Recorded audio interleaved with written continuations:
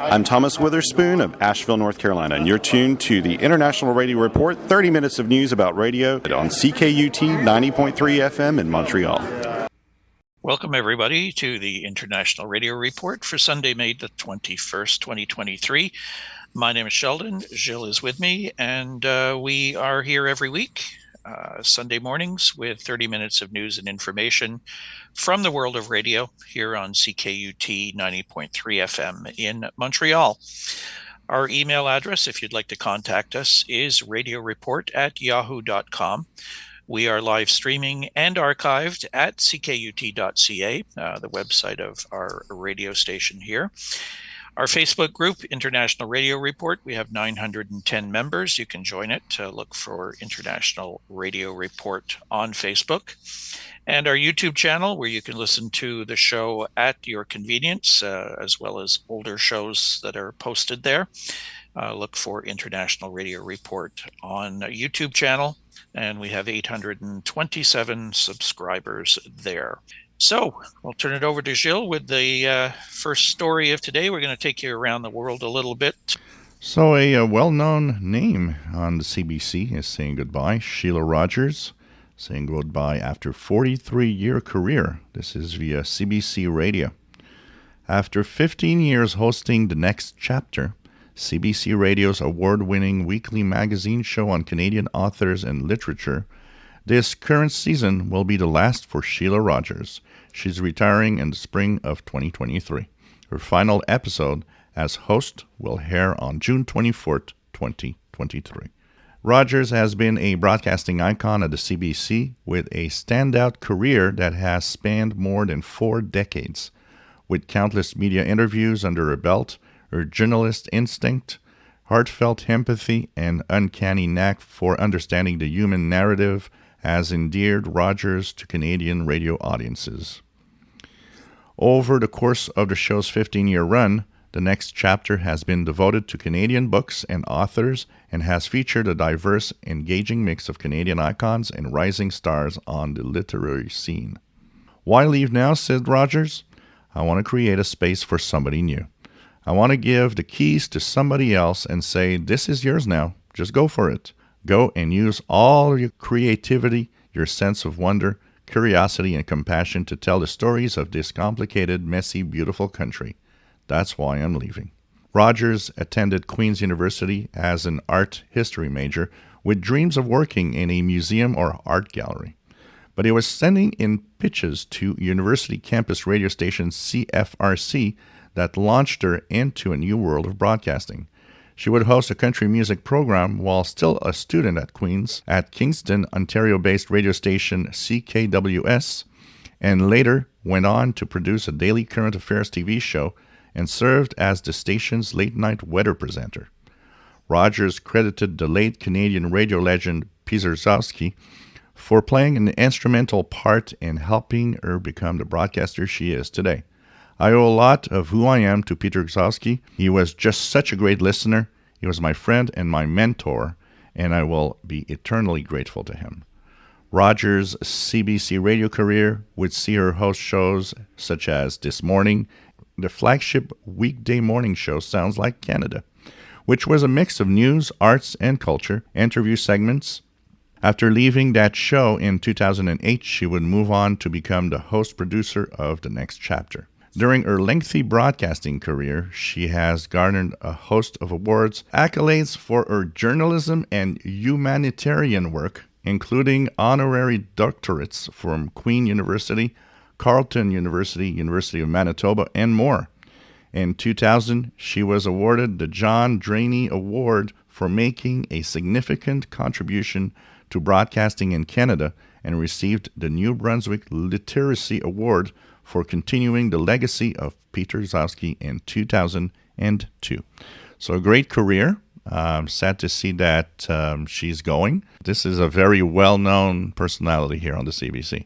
Yeah, I think I'd put her up there and, one of the really recognizable voices with CBC, and, having been there for so long and done so many different programs and awards, and she mentions Peter Gzowski a couple times. He was another name that pretty much everybody in Canada knew. And, to have learned what she learned from somebody like that and to recognize that is kind of nice that she put that in her comments about deciding to leave now. So that's going to be a big loss for CBC Radio and for the listeners as well. But we'll see who steps up. What happens, as you said, the last show will be June 24th, not that far away, but a month or so, and we'll see what happens after that. Next, we move to the United States, and this is the ongoing saga of what will happen to AM radio. Well, something major happened this week. We've had stories probably, the last month or so about the decision of the automakers to remove AM radios from their new cars, in particular the electric cars. AM for Every Vehicle Act has been introduced in Congress, and this comes from Radio Inc. A bipartisan coalition in the United States Congress has introduced the AM for Every Vehicle Act, legislation that would require federal regulators to mandate AM radio in new vehicles without an additional charge.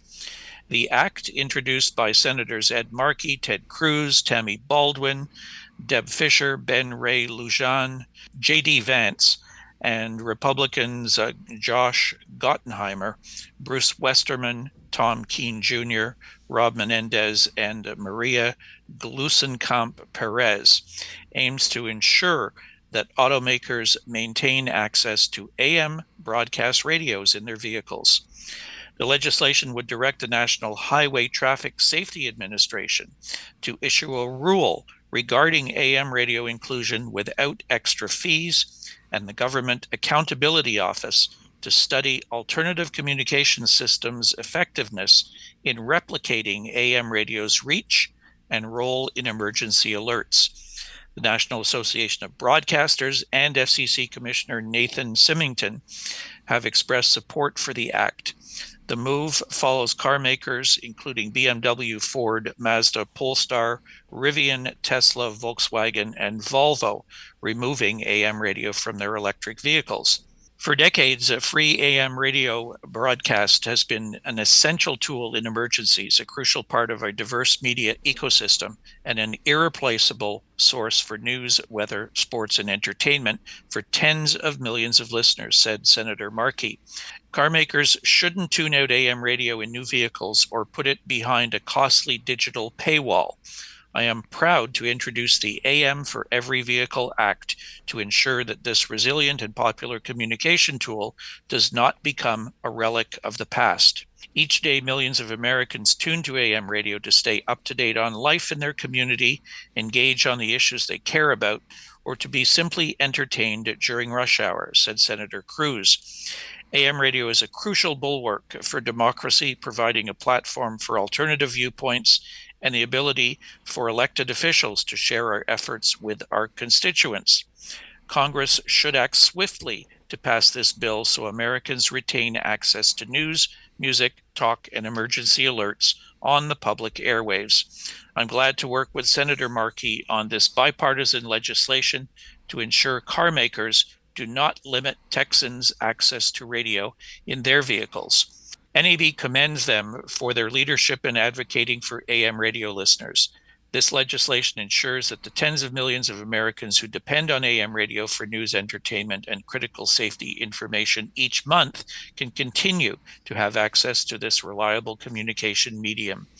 As the backbone of the emergency alert system, AM radio is instrumental in promptly disseminating vital information across all mediums during crises, ensuring that communities remain safe and well-informed. America's local broadcasters applaud the bill's authors and supporters for recognizing AM radio's critical role in our nation's public safety infrastructure. This is definitely nice to see that there's a lot of action going on. I think a lot of people are scared of what will be the consequence of not having AM in cars anymore. We tell it all the time in disaster moments, hurricanes. AM radio signals just do such a great distance that a lot of people can just tune in for news of any emergency. We don't think about it, but with the reach of an AM signal, stations that are outside an affected area of a tornado or a hurricane can still get information into those areas, even though they're not in the affected areas, particularly at night when the signals travel such great distances, something that just doesn't happen with FM. I'm really surprised. I didn't expect to see something happen as quickly as this.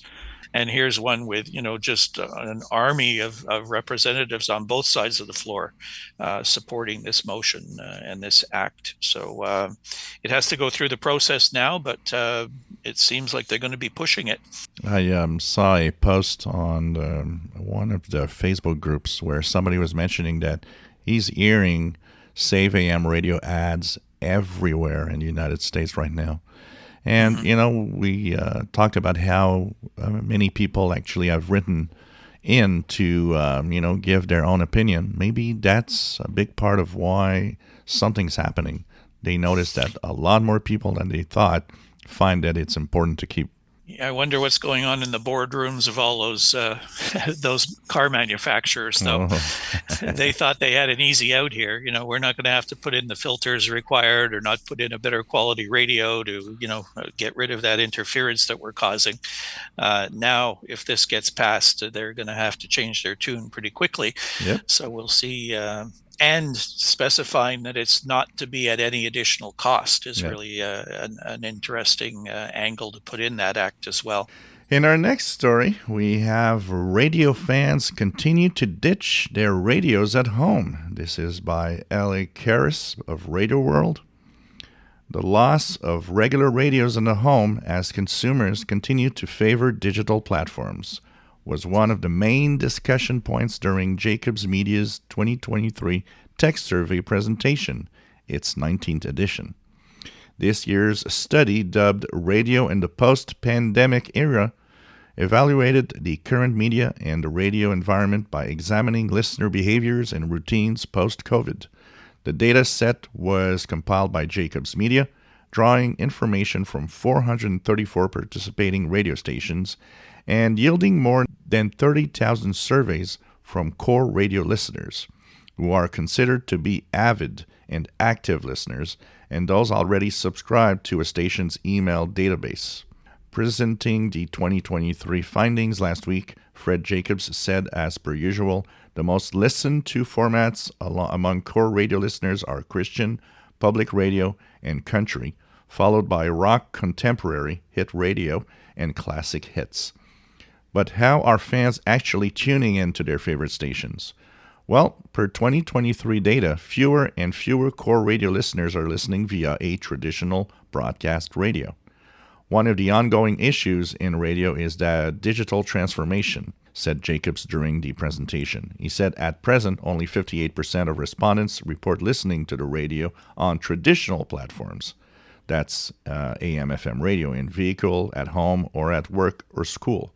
When compared this year's data to 2022 Tech Survey finds, digital devices are quickly becoming the preferred way to listen to broadcast radio, and they maintain a steady and historic rise over traditional ways of listening. Fewer than 8 in 10 core radio listeners said they have a regular radio where they live, much less so for millennials. While 85% of baby boomers report owning a radio in their home, only 67% of millennials surveyed can say the same thing. The divide between time spent listening via traditional or digital platforms continues to grow smaller. While regular radios at home continue to disappear, Jacobs said mobile phones and smart speakers have become radio's best friends forever. Because of these changing trends, Jacobs said it's good for radio to promote smart speaker usership and for stations to consider taking advantage of what mobile apps could offer. I'm not that surprised. I mean, in the home itself, and the fact that, just go out to any place that sells electronics, where you don't even see radios even anymore sold anywhere. Plus the fact that, the millennials are probably much more tech savvy in their listening experience of everything. I think this is a trend that's going to continue. I think, we say it all the time, the car is still the radio's best friend, probably. Yeah, I think that's where most the highest numbers of conventional radio listeners are going to come from. Whether it's the morning commute or drive home or just, running around town, whatever you're doing, it's easy to just flick on the radio, not have to play and fiddle around with other devices and whatever. So in that respect, the car radio is definite what I think most people are using.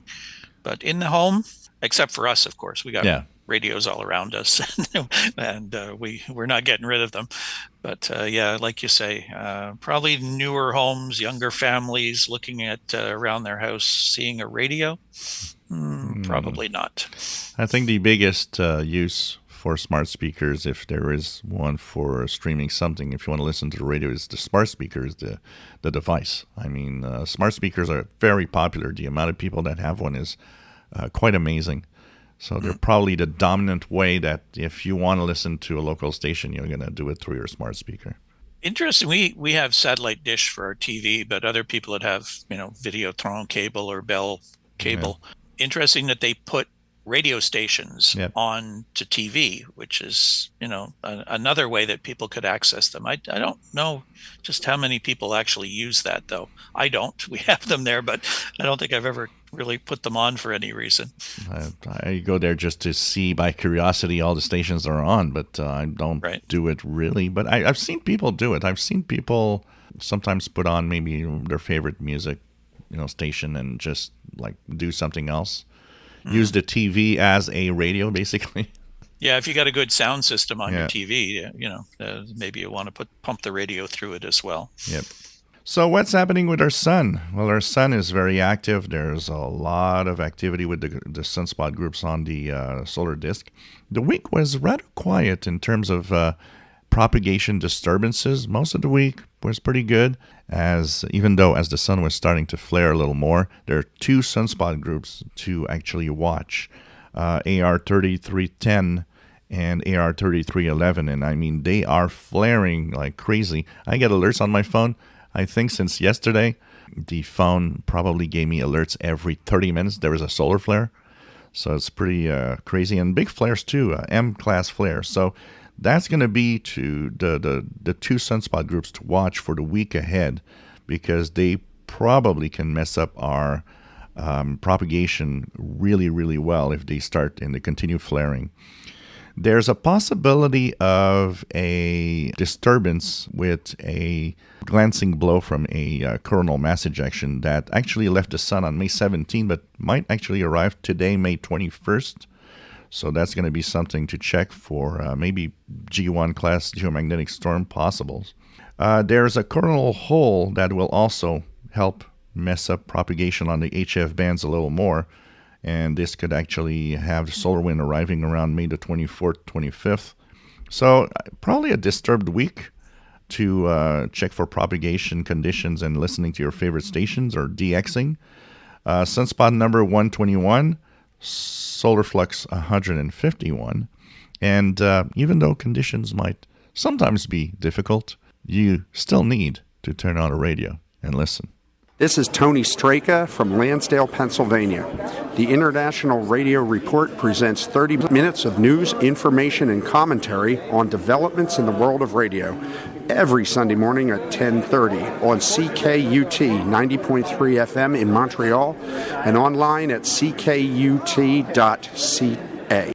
We move across the ocean, the Atlantic Ocean, and land in Britain with more or less some local news going on over there. There is some employment disruption going on. The headline is "More Dates Set for Strike Action at BBC Local Radio Stations." This comes from Roy Martin of Radio Today UK. BBC local radio journalists in England have rejected the BBC's revised digital first plans and have voted for a 48-hour strike on Wednesday, June the 7th and Thursday, June the 8th. The work to rule has also been re-established. While some concessions were made in talks brokered by the arbitrator ACAS, NUJ reps said that they did not go far enough to provide a proper service for the 5.7 million loyal local radio listeners. The vote to carry on the dispute was overwhelming, with members making clear that less sharing at weekends and during the week is needed for the dispute to be settled. The journalists on strike will be members on local radio, regional TV, and online in England, and will coincide with a lobby on Parliament on Wednesday, June the 7th. The work to rule, which includes journalists refusing to act up to more senior roles, has shown just how much the BBC relies on the goodwill of staff to keep programs on air. Paul Siegert, NUJ, a national broadcasting organizer, said many of our members who have had to reapply for their jobs and face redundancy have had a very bruising and upsetting time. They feel this has been very badly managed by senior managers. The fight is about the heart of the BBC's public service remit. Local news is vital, not just so people can be informed to be able to participate in local democracy. It binds communities together. And for the many who will not be able to access local news digitally, they will lose the familiar presenters who have become their friends.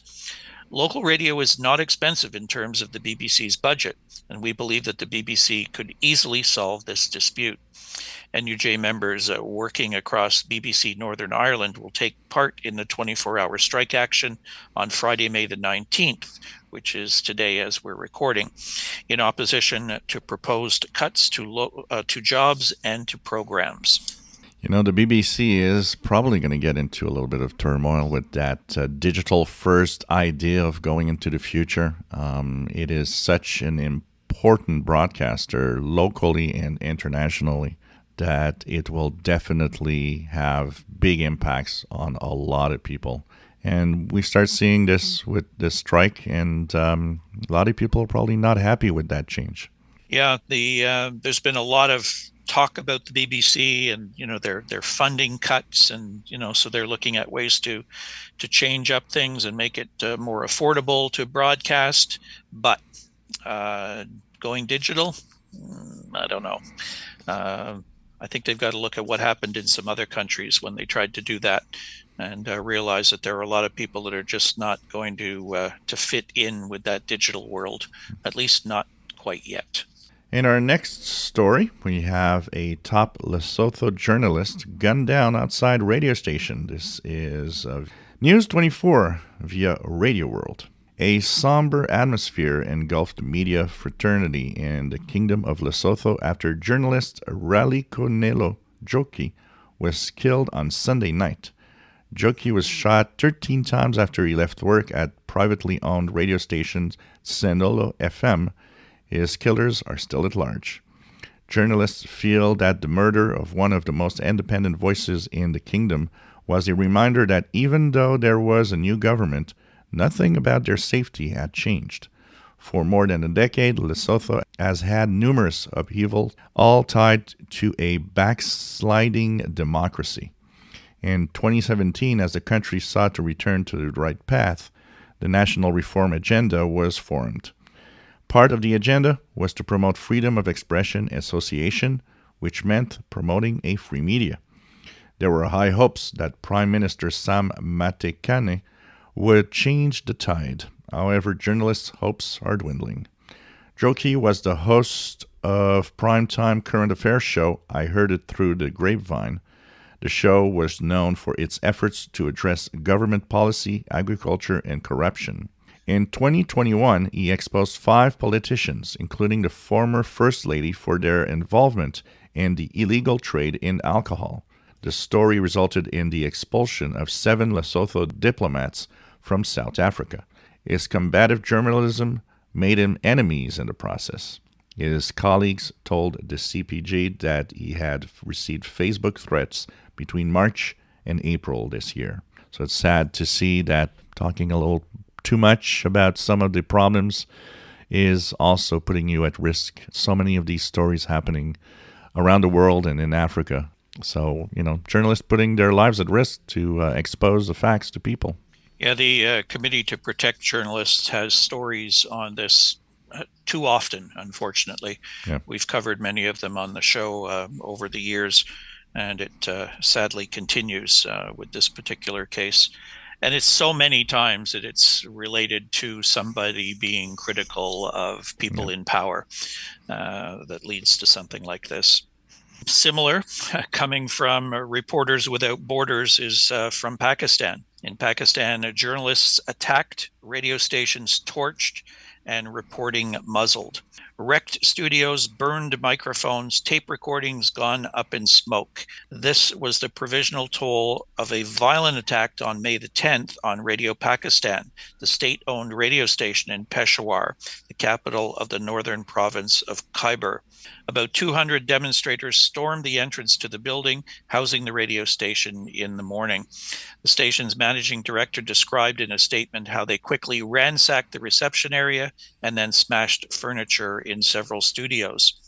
At around noon, after being joined by several hundred more protesters, the mob launched a new assault, this time setting fire to the building, destroying computer equipment, reducing the station's historical recordings to ashes, and setting fire to 3 vehicles parked in the compound. One of the station's employees had to be hospitalized with serious burns. The day before, reporters trying to cover the protests in Peshawar were attacked by protesters.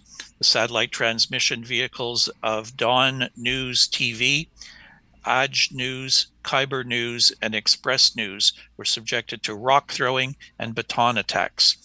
These protests took place one day after the arrest of Imran Khan, Pakistan's former prime minister, on May the 9th.